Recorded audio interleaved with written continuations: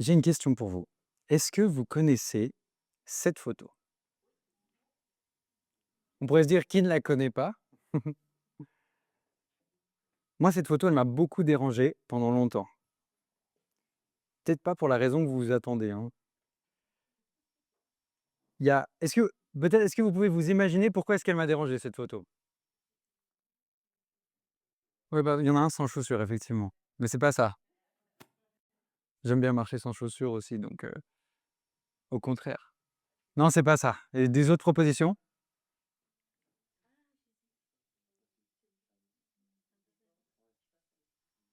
Ah, alors j'ai entendu. Il marche pas sur les lignes. Kayak gitu. Et là, vous dites: «Mais il est complètement fou en fait, je sais pas pourquoi on l'écoute».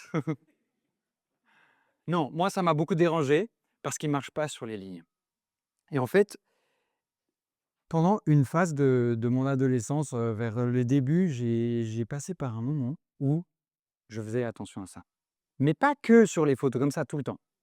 Quand je marchais dans la rue, moi je marchais sur les lignes. Moi je mettais le volume à 20 et pas à 21. Quand j'écoutais une musique et que je l'arrêtais, je m'arrêtais pas à 2 minutes 12. Je m'arrêtais à 2 minutes 10. Comme ça, même si c'est au milieu du rythme et du tempo, bon, c'est pas grave.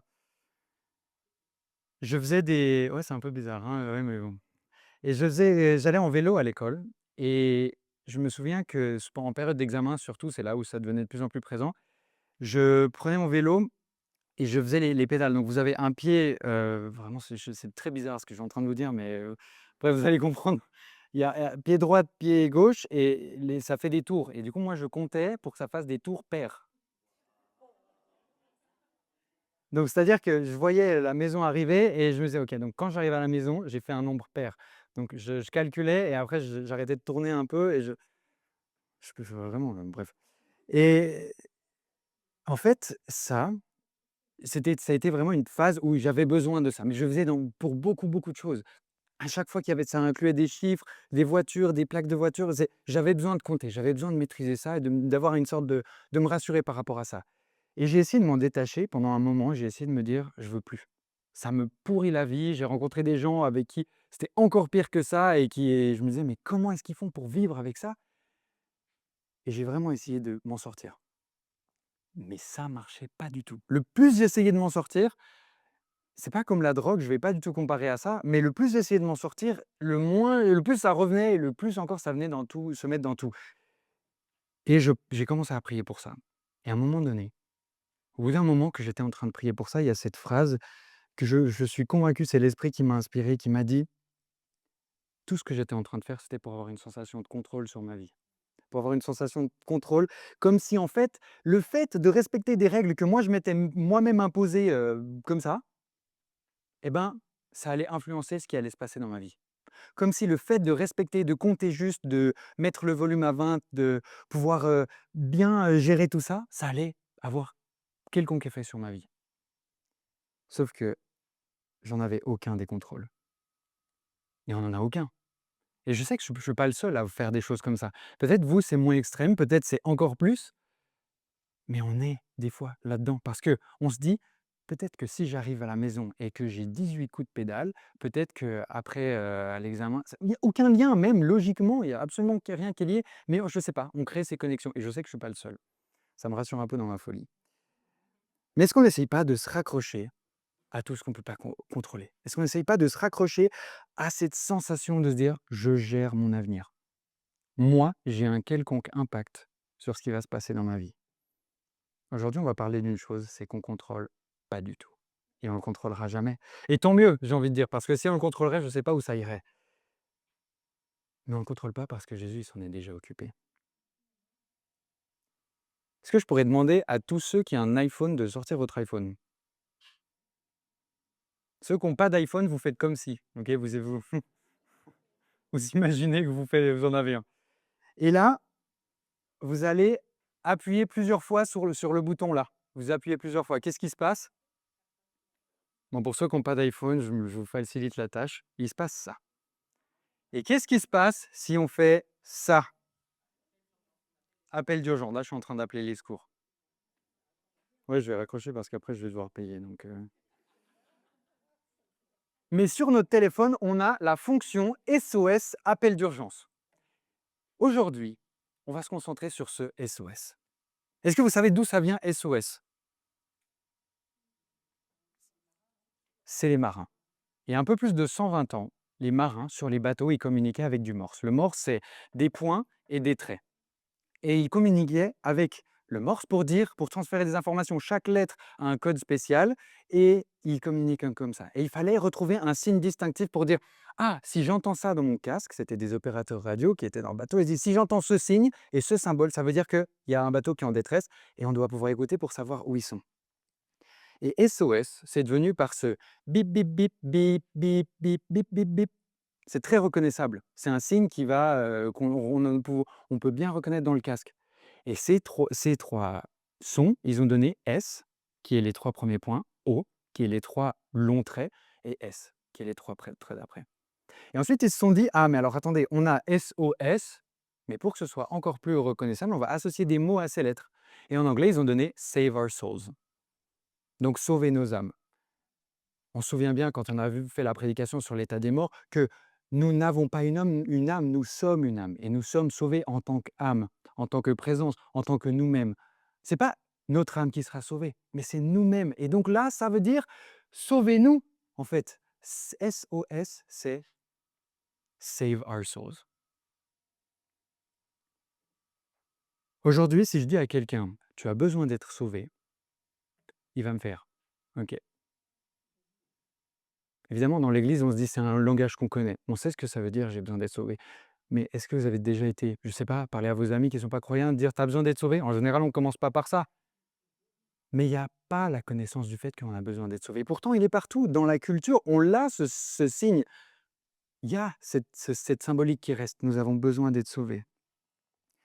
Si aujourd'hui, c'est la première fois que tu viens pendant cette série, ou bien si c'est la première fois que tu viens dans cette église, il y a toute une série qu'on a pu faire, Essentiel.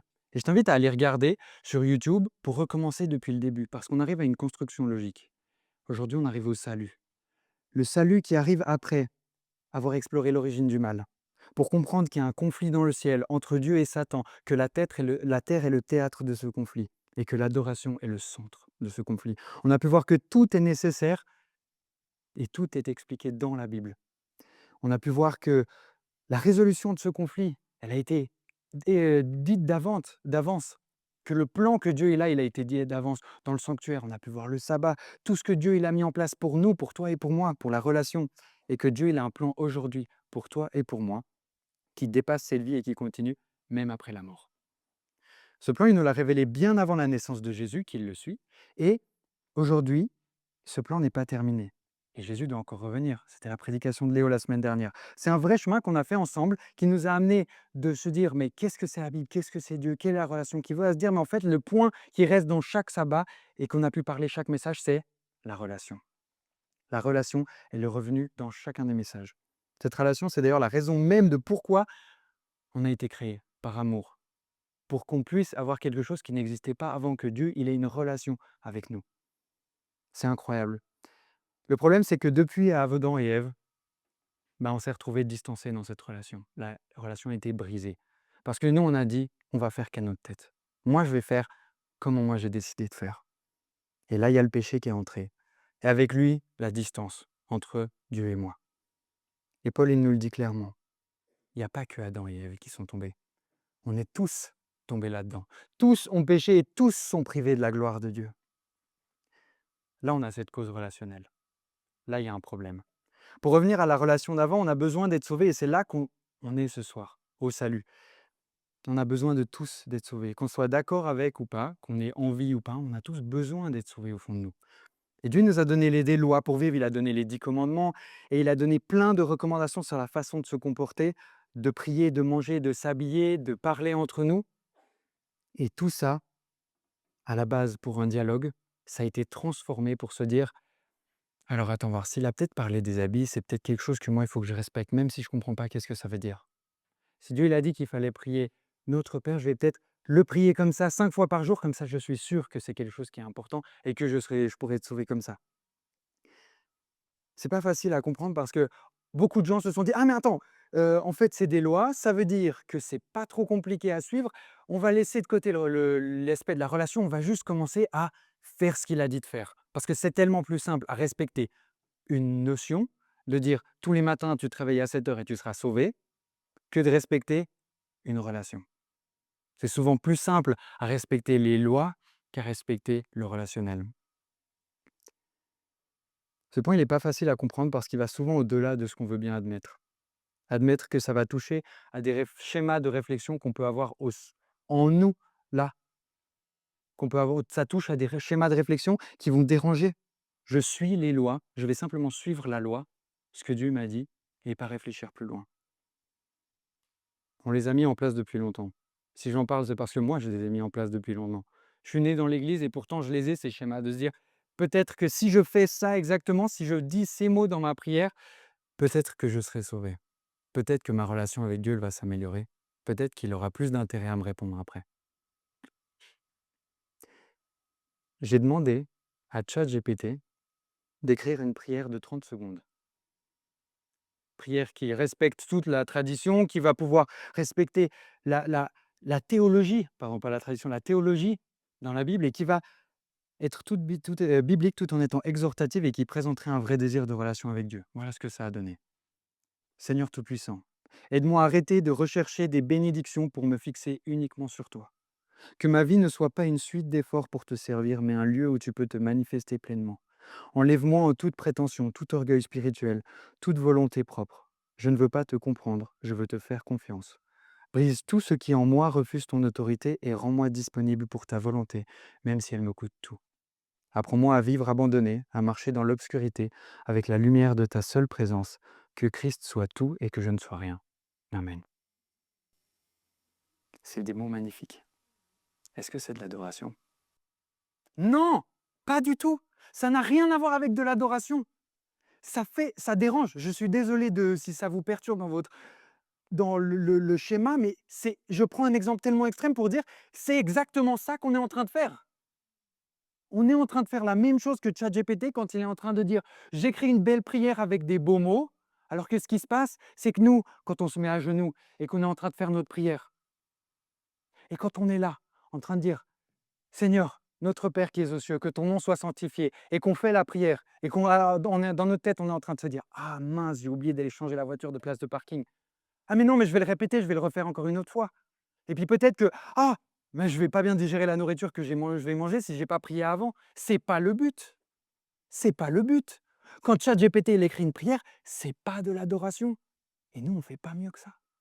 On n'est pas en train de faire mieux que ça. Ce peuple m'honore des lèvres, mais son cœur est éloigné de moi. C'est en vain qu'il m'honore en enseignant des préceptes qui sont des commandements d'hommes. La relation avec Dieu, c'est pas une suite de tâches à accomplir. Les tâches à accomplir, c'est exactement ce que ChatGPT il est en train de faire. C'est pas des émotions, c'est juste des mots. Et Dieu, il demande des émotions, il demande une confiance, il demande que ça vienne de là. Parce que la relation, elle est rarement que là. Et quand on veut avoir cette relation avec Dieu, si on part de là, c'est ça que Dieu a envie. Et ça, c'est un problème qui est déjà là depuis un moment. Le Nouveau Testament, il en parle. Alors, ce n'était pas des problèmes d'intelligence artificielle, mais il le mentionne, et c'était pas loin. Ce peuple m'honore des lèvres, mais son cœur est éloigné de moi. Ne prends pas ceci, ne goûte pas cela, n'y touche pas. Elles sont faites pour des choses qui disparaissent dès qu'on s'en sert. Ce sont des règles et des enseignements inventés par les êtres humains, c'est vrai. Rendre un culte, se faire tout petit devant les anges, faire souffrir son corps, tout cela paraît sage. Pourtant, ces règles ne valent rien, elles servent seulement à satisfaire des désirs humains. Il est presque envie de dire qu'il utilise des mots encore plus durs que ce que je suis en train de dire. Mais combien de prières on a fait exactement de la même manière? Combien de pensées on a eu d'un Dieu automate où on va prier pour quelque chose et que Dieu il va répondre comme ça? Si je suis autant dur avec vous, c'est parce que je suis avec moi. Parce que c'est ces prières et c'est ce genre de prières que moi je me retrouve parfois à dire: «Mais attends, mais je suis complètement en train de penser à autre chose. Qu'est-ce que je suis en train de prier là?» Ces prières automatiques. C'est ça les pièges de pensée dans lesquels on tombe inconsciemment. Parce qu'on pense qu'on peut faire quoi que ce soit pour changer la situation dans laquelle on est.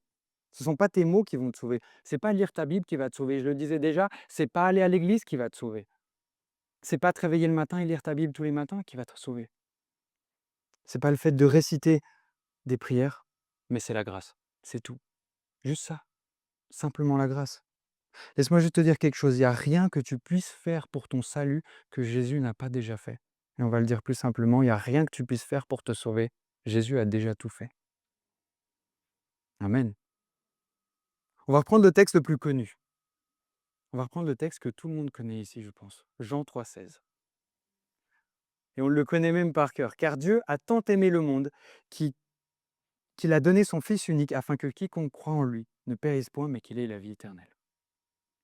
À chaque fois, je le lis dans un autre contexte. On a déjà pu le voir dans cette série Essentielle plusieurs fois. Mais il est magnifique ce verset. Sauf qu'il ne s'arrête pas là. Et on a au verset 17, Dieu en effet n'a pas envoyé son Fils dans le monde pour qu'il juge le monde, mais pour que le monde soit sauvé par lui. Amen. Et oui, il y a un but bien réfléchi, le plus grand dessein de l'univers. Tout ce qui a été fait dans un but précis. Tout cela sera rétabli quand il reviendra. Et Léo nous l'a dit la semaine dernière, il reviendra. Maintenant, c'est notre espérance. Et on peut le dire avec confiance, Jésus va revenir et je serai sauvé. Et c'est là que ça dérange. Parce qu'on se dit peut-être que moi, je n'ai pas assez fait pour être sauvé. Est-ce qu'on peut le dire avec confiance? Jésus revient, Jésus va revenir et je suis sauvé. Et on sera. Jésus va revenir et on sera sauvé, c'est pas tout à fait ça. Jésus va revenir et je suis sauvé. Pourquoi est-ce que je suis sauvé maintenant? En fait, il y a une question qu'on peut se poser. Si Jésus va revenir bientôt, entre-temps, il se passe quoi? Entre le moment où il est venu à 2000 ans et le moment où il va revenir, il se passe quoi? Et c'est là qu'on touche à quelque chose d'incroyable. Ce que j'aime tellement avec les plans de Dieu, c'est que ce n'est pas comme les dossiers de la CIA, où il y a la feuille et il y a les stabilos noirs qui ont couvert les lignes. Parce qu'ils disent cette information, vous n'en avez pas besoin. Dans la Bible, là, de la première à la dernière page, il y a tout ce qu'on a besoin pour savoir comment est-ce que je peux être sauvé. C'est tout un livre pour dire finalement que ce n'est pas très compliqué le salut. Et on va pouvoir le voir. Avec Dieu, c'est pas comme ça. Il y a toujours l'info au moment où il faut. C'est pas stabilo bossé. Au moment où ça doit arriver, au moment où on en a besoin, l'information, elle est là. Et c'est là, c'est pareil. Dieu ne nous oublie pas pendant ce temps. Il ne nous a pas oubliés. En fait, ce qui est incroyable, et c'est qu'on n'a pas à attendre le retour de Jésus pour être sauvé, parce que c'est déjà possible aujourd'hui. On a vu avant dans Romains 3, 23 que nous sommes tous pécheurs. On va reprendre ces versets. Et on va aller dans Romains 3, 21 pour lire. Mais maintenant, Dieu a montré de quelle façon il nous rend justes, sans la loi. La loi de Moïse elle-même et les prophètes prouvent cela. Dieu rend juste les êtres par leur foi en Jésus-Christ. Il le fait pour tous ceux qui croient au Christ. Parce qu'il n'y a pas de différence entre eux, et tous ont péché, et tous sont privés de la gloire de Dieu, le verset qu'on lisait avant. Mais dans sa bonté, Dieu les rend justes gratuitement par Jésus-Christ qui les libère du péché. C'est quoi le temps des verbes là? Ils sont tous au présent. À part Dieu a montré, ils sont tous au présent. Rend juste, ceux qui croient, Dieu les rend justes, Dieu me rend juste. Dieu ne me rendra pas juste quand il va revenir, mais Dieu me rend juste aujourd'hui. On peut continuer avec un autre verset. Si quelqu'un est en Christ, il est une nouvelle créature. C'est par la grâce que vous êtes au présent sauvés par le moyen de la foi. Cela ne vient pas de vous, c'est le don de Dieu. En fait, j'ai rien que je puisse faire, moi, pour mon salut. Aucune de mes actions, elle va changer ma condition. Ce n'est pas des phrases comme ChatGPT qui vont dire que de la même manière, mes beaux mots vont me sauver, ma bonne action va me sauver, mes bonnes œuvres vont me sauver. Si je vais aider telle personne avec le cœur qui est complètement retourné, ce n'est pas ça qui va me sauver. Si je lis la Bible de cette manière en disant « Ah, mais moi, je veux me prendre plein de notes dans ma Bible », ce n'est pas ça qui va nous sauver. Parce que là, on est en train de se retourner sur les conséquences plutôt que se retourner sur la volonté de notre cœur. Il n'y a rien qu'on puisse faire. Et vous savez quoi? On ne peut pas se sauver soi-même.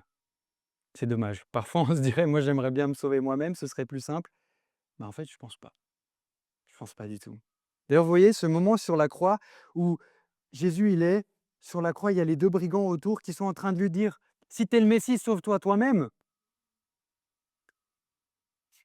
Il est en train de te sauver là. S'il n'était pas là, c'est toi qui es pas sauvé. S'il n'était pas là, c'est toi et moi qui ne sommes pas sauvés. À ce moment-là, sur la croix, quand tout le monde est en train de lui dire: «Va te sauver toi-même», même les expressions, elles sont déjà là, alors qu'ils ne savent même pas ce qui est en train de se passer, qu'à côté de lui, il y a la solution, il y a le salut. Un jour, Jésus va revenir, il nous prendra avec lui, toi et moi. C'est des timides, amen. Un jour, Jésus va revenir et il nous prendra, toi et moi, parce qu'on est sauvés. Un jour, Jésus va revenir et il va être reconnu comme juste pour que nous, on soit reconnus comme justes. Et il établira son royaume. Puis je vis un nouveau ciel et une nouvelle terre, dans Apocalypse au chapitre 21. Puis je vis un nouveau ciel et une nouvelle terre, car le premier ciel et la première terre avaient disparu et la mer n'était plus. Et je vis descendre du ciel d'auprès de Dieu la ville sainte, la nouvelle Jérusalem, préparée comme une épouse qui s'est parée pour son époux. J'entendis du trône une voix forte qui disait: Voici le tabernacle de Dieu avec les hommes. Il habitera avec eux, ils seront son peuple, et Dieu lui-même sera avec eux. Il essuiera toutes larmes de leurs yeux, et la mort ne sera plus. Il n'y aura plus ni deuil, ni cri, ni douleur, car les premières choses ont disparu. Et celui qui est assis sur le trône dit: Voici, je fais toutes choses nouvelles. Et il dit: Écris, car ces paroles sont certaines et véritables. Et il me dit: C'est fait. Je suis l'alpha et l'oméga, le commencement et la fin. À celui qui a soif, je donnerai de la source de l'eau de la vie gratuitement. Celui qui vaincra héritera ces choses, je serai son Dieu, et il sera mon fils. Amen. Un jour, tout ça, ça va arriver. Le salut, il est aujourd'hui, dans ta vie, à toi et à moi. Mais il sera là quand Jésus va revenir. Et on l'a lu, il a prévu quelque chose. Ça, on peut déjà le vivre aujourd'hui. On peut déjà... Est-ce que vous êtes conscient à quel point c'est une image magnifique qui est déjà possible aujourd'hui? J'ai tellement aimé comme vous dites à quel point le Saint-Esprit il peut venir aujourd'hui pour nous transformer, pour nous donner même les mêmes effets que la MDMA. C'est ça, c'est pas fou. Que Dieu, il est là et que, est-ce qu'on est conscient qu'on peut déjà expérimenter ça? Est-ce qu'on est déjà conscient qu'on peut vivre? Dans beaucoup de paraboles, Jésus, il explique ce à quoi il ressemblera le royaume des cieux. Et il dit, ce sera comme une graine de moutarde, ce sera comme. Et il donne beaucoup d'exemples, il en parle en images, en paraboles, et il dit dans Matthieu au chapitre 3, verset 2, changez votre vie. Oui, le royaume des cieux est tout près de vous. Dans la traduction en grec, le mot tout près, il a été traduit très très bien en anglais. Il dit, le royaume des cieux est à portée de main. Qu'il est à portée de main, ça veut dire que c'est juste à nous d'aller le chercher. À portée de main, ça veut dire qu'il est tellement accessible qu'il est juste là. Il n'est pas loin. Il n'est pas quand Jésus reviendra. Il est là, maintenant, aujourd'hui, ici. Et c'est possible de l'expérimenter. Le royaume des cieux est à portée de main. Et on trouve cette expression dans beaucoup de passages, dans Matthieu, dans Marc, dans Luc, le royaume des cieux. Et là, aujourd'hui, c'est déjà possible de vivre ce royaume. À une condition. Si quelqu'un ne naît d'eau et d'esprit, il ne peut entrer dans le royaume de Dieu. Oui, aujourd'hui, on n'a plus besoin d'un SOS parce qu'on est sauvé. La balle, elle est maintenant. Plus dans le camp de Dieu. Elle est dans notre camp, à toi et à moi.